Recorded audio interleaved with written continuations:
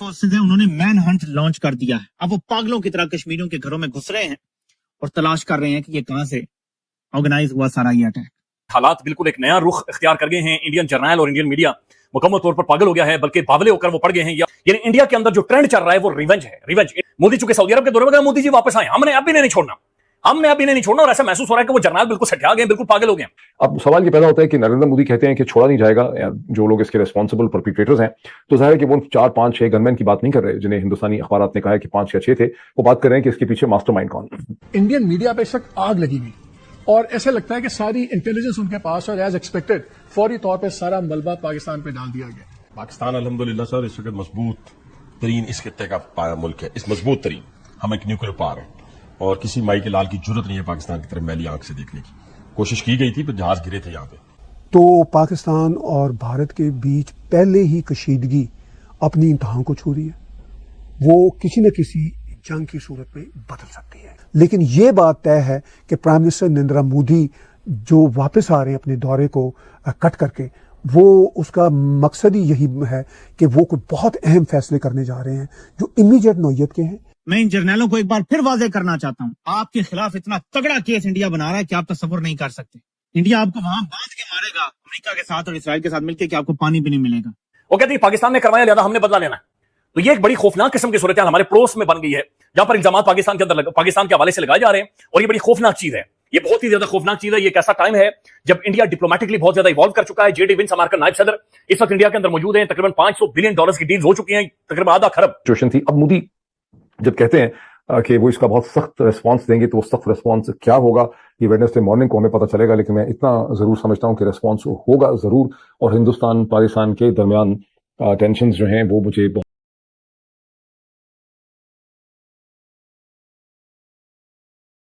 Terrorism का सबसे बड़ा वाकया है कि इन टेररिस्टों ने लोगों को आइडेंटिफाई करके, यानी ये देख के कि वो हिंदू हैं, उनसे पूछा है। उनके एक खातून ने बताया कि वो इतनी अपसेट थी, उन्होंने कहा कि भाई मुझे भी मार दो। उन्होंने कहा नहीं, तुम मोदी को ये पैगाम दो। अब वो क्या पैगाम देना चाहते हैं? वो ऑफ कोर्स यही पैगाम देना चाहते थे और हैं कि हम टेररिस्ट हैं और हम कश्मीर का हाल बुरा करेंगे। अब जवाब में प्राइम मिनिस्टर मोदी ने भी अपनी ट्वीट में कहा है कि भाई आप लोगों को हम किसी सूरत भी अब स्पेयर नहीं करेंगे। मुझे शक यूं पड़ता है कि जैसे ये पाकिस्तान के बैकर टेररिस्ट हैं जो बलूचिस्तान का मैसेज देना चाहते हैं और ये बताना चाहते हैं भारत को कि भाई ये जो बलूचिस्तान में आप मदद कर रहे हैं, हम वैसा ही पैटर्न कश्मीर में दोहरा रहे हैं। ये रेजिस्टेंट फ्रंट नामी ग्रुप वो है जो पाकिस्तान के लश्कर तैयबा से लिंक्ड है और ये किसी न किसी तरह से कश्मीर में जो भी टेररिज्म होती है या भारत में जो भी टेररिज्म होती है, ये किसी न किसी तरह से इसके डांडे डायरेक्टली और इनडायरेक्टली दोनों हवालों से पाकिस्तान के साथ जाके मिलते हैं। ये कंफर्म हो जाता है तो इसका मतलब ये है कि ये पाकिस्तान के नॉन स्टेट एक्टर्स और स्टेट एक्टर्स दोनों के साथ ये बात मिली हुई होगी और इस टेररिज्म के पीछे और बाय द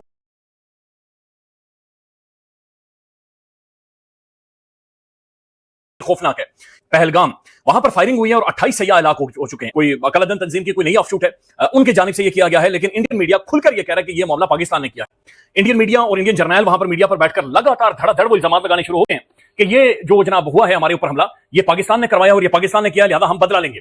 यानी इंडिया के अंदर जो ट्रेंड चल रहा है वो रिवेंज है, रिवेंज। मोदी चूंकि सऊदी अरब के दौरे में गए, मोदी जी वापस आए, हमने अभी नहीं छोड़ना, हमने अभी नहीं छोड़ना। और ऐसा महसूस हो रहा है कि वो जर्नल बिल्कुल सठा गए, बिल्कुल पागल हो गए। यानी अपना इंडिया का सिक्योरिटी लैब्स है, इंडिया के विद इन ये सारे मामला चलाए गए। हालांकि की जानिब से आएगा और ये 2019 वाली सूरत हाल बनाई जा रही है। मेरे पाकिस्तानियों जरा सूरत हाल को देखें। अमेरिका का वाइस प्रेसिडेंट भारत में है और एक हमला हो जाता है मकबूजा कश्मीर में। इल्जाम आता है लश्कर तैयबा, टूरिस्ट मार दिए जाते हैं। क्या जर्नलों को लगता था कि भारत के साथ दोस्ती की पींगे बढ़ाएंगे तो वहां से डसना खत्म हो जाएगा? टाइमिंग चेक करें। सो ट्रंप का फौरन ही मजम्मती बयान आया है और वो दहशतगर्दी के मामले पर भारत के साथ खड़ा है, ये उसने बयान दिया है। मैं इन जर्नलों को एक बार फिर वाजे करना चाहता हूँ, आपके खिलाफ इतना तगड़ा केस इंडिया बना रहा है कि आप तस्वुर नहीं कर सकते। जिस तरह आपने पाकिस्तान की नेशनल सिक्योरिटी को कंप्रोमाइज किया है ना, इंडिया आपको वहां बांध के मारेगा अमेरिका के साथ और इसराइल के साथ मिलकर कि आपको पानी भी नहीं मिलेगा। कोई एक हलाली आ गया तो क्या होगा? उसे अपनी ताकत का, हकीकी तौर पे अपनी आवाम की ताकत का अंदाजा हो गया तो क्या होगा? जो अमित शाह है इनका होम मिनिस्टर, वो श्रीनगर पहुंचा है इसके रिस्पॉन्स को कोऑर्डिनेट करने के लिए। जो सिक्योरिटी फोर्सेज हैं, उन्होंने मैन हंट लॉन्च कर दिया है। अब वो पागलों की तरह कश्मीरियों के घरों में घुस रहे हैं اور تلاش کر رہے ہیں کہ یہ کہاں سے آرگنائز ہوا سارا یہ اٹیک. اور ایک یہ ہے کہ بھارت نے جرنیلوں کی گچی دبانے کا فیصلہ کر لیا کہ اب یہ گرے ہوئے ہیں, اگر یہ ڈاؤن ہے تو ان کو آؤٹ ہی کر دو. مجھے جرنیلوں کے اوپر غصہ بھی آ رہا ہے اور ترس بھی آ رہا ہے کہ لیٹے ہوئے بھی ہیں اور اب چھتر بھی کھائیں گے آرمی برادری سے. انڈین میڈیا پہ اس وقت آگ لگی ہوئی اور ایسے لگتا ہے کہ ساری انٹیلیجنس ان کے پاس اور ایز ایکسپیکٹڈ فوری طور پہ سارا ملبہ پاکستان پہ ڈال دیا گیا. ماضی میں بھی ہم نے دیکھا فالس فلیگ آپریشن ہوئے.